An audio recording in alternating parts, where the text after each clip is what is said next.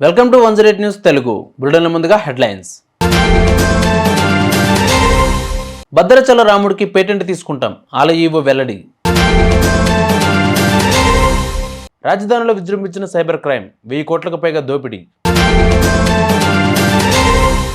Tank bund పరిసరాల్లో traffic jam, 20 నిమిషాల ప్రయాణానికి 2 గంటల సమయం.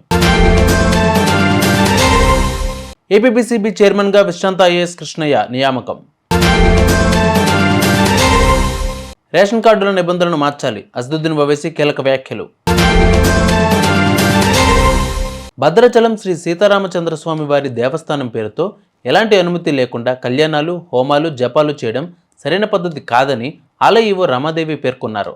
భద్రాచల రాముడి పేరిట పేటెంట్ హక్కు తీసుకునేందుకు దేవాదాయ శాఖ ద్వారా దరఖాస్తు చేస్తామని వివరించారు. అమెరికాలోని అట్లాంటాలో రామాలయాన్ని నిర్మిస్తున్న నిర్వాహకులు భద్రాద్రి రాముడి పేరుతో విరాళాలు సేకరించడం చూసి నివ్వెరబోయామని ఆమె తెలిపారు.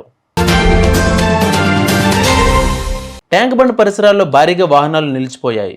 నిమజ్జనానికి వచ్చే గణనాథులతో ఎక్కడికక్కడ రద్దీ నెలకొంది. ట్యాంక్ బండ్ చుట్టూ కిలోమీటర్ల మేర వాహనాలు ఆగిపోయాయి. దీనితో వాహనదారులు, ప్రయాణికులు తీవ్ర ఇబ్బందులు పడుతున్నారు. నిమజ్జనాలు, ట్రాఫిక్ ఆంక్షలు, దారి మళ్లింపుతో రద్దీ ఏర్పడింది. 20 నిమిషాల ప్రయాణానికి 2 గంటలకు పైగా సమయం పడుతుంది. పోలీసుల పర్యవేక్షణ లేక వాహనదారులకు ఇబ్బందులు ఎదురవుతున్నాయి. ఎంజే మార్కెట్ నుంచి ఖైరతాబాద్ వరకు భారీగా వాహనాలు నిలిచిపోయాయి. ఆంధ్రప్రదేశ్ కాలుష్య నియంత్రణ మండలి చైర్మన్గా విశ్రాంత ఐఏఎస్ అధికారి పి కృష్ణయ్యను నియమిస్తూ ప్రభుత్వం ఆదివారం ఉత్తర్వులు జారీ చేసింది.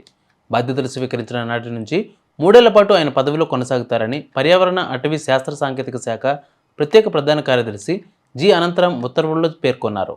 అనుభవం, అర్హతలు ఆధారంగా కృష్ణయ్య పేరును ఎంపిక కమిటీ సిఫార్సు చేయగా ప్రభుత్వం ఆమోదిస్తూ చైర్మన్గా నియమించింది. రాష్ట్ర వ్యాప్తంగా గత ఏడాది మే నుంచి ఈ ఏడాది ఏప్రిల్ వరకు సైబర్ నేరస్తులు అమాయక ప్రజల నుంచి 1085 కోట్లు స్వాహా చేశారు. రోజుకు 3 కోట్ల పైన దోచేశారు.